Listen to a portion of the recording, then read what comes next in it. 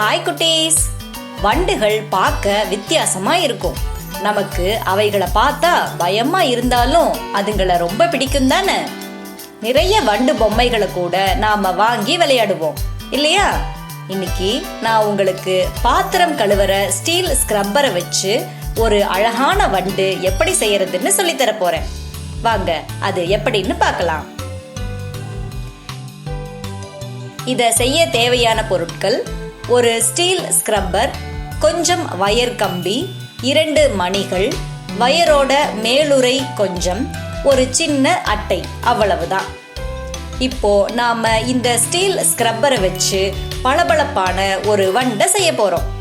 முதல்ல இந்த ஸ்டீல் ஸ்க்ரப்பர்ல 1/3 பங்கு அளவுள்ள இடத்துல வயர் கம்பியை வச்சு இழுத்து டைட்டா கட்டிடணும். இது பார்க்க வண்டோட தலையும் உடம்பும் மாதிரியே இருக்கும். அப்புறம் 2 மணிகள்லையும் கொஞ்சம் கம்பியை நுழைச்சிட்டு அதை கண் மாதிரி தலைப்பகுதியில சொருகிடணும்.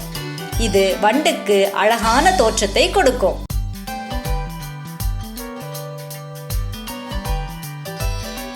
கால்களை செய்ய நம்ம இந்த 2 வயர்களையும் இணைச்சு வச்சுக்கணும். இந்த மாதிரி. இப்போ இதுல 4 கால்கள் இருக்கும்.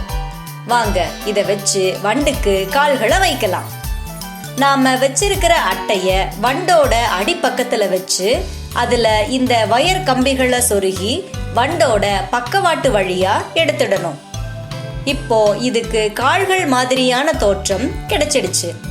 இருந்தாலும் இந்த கால்கள் மெல்லியதா இருக்கு. அதனால இந்த கம்பிகள்ல வயரோட மேலுறைகளை சொருகணும். இது பார்க்க இப்போ அழகான கால்கள் மாதிரியே இருக்கும். இதோ வண்டுக்கு கால்கள் தயாராகிடுச்சு. இதை வச்சு நாம வண்டுக்கு 2 ஆண்டனாக்களையும் செஞ்சிடலாம். பார்க்க ரொம்ப அழகா இருக்கும். அவ்வளவுதான், நம்மோட அழகான ஸ்க்ரப்பர் வண்டு தயாராகிடுச்சு. பாருங்க, நல்ல பளபளப்பான வண்டு பார்க்கவே எவ்வளவு அழகா இருக்குல்ல குழந்தைங்களா?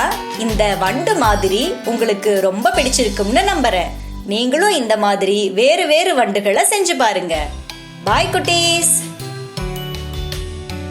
இத்தகைய பயிற்சியை மேற்கொள்வதன் மூலம் நமக்கு எளிதில் கிடைக்கக்கூடிய பொருட்களை கொண்டு நம் படைப்பாற்றல் திறனை வளர்த்து கொள்ள முடியும்.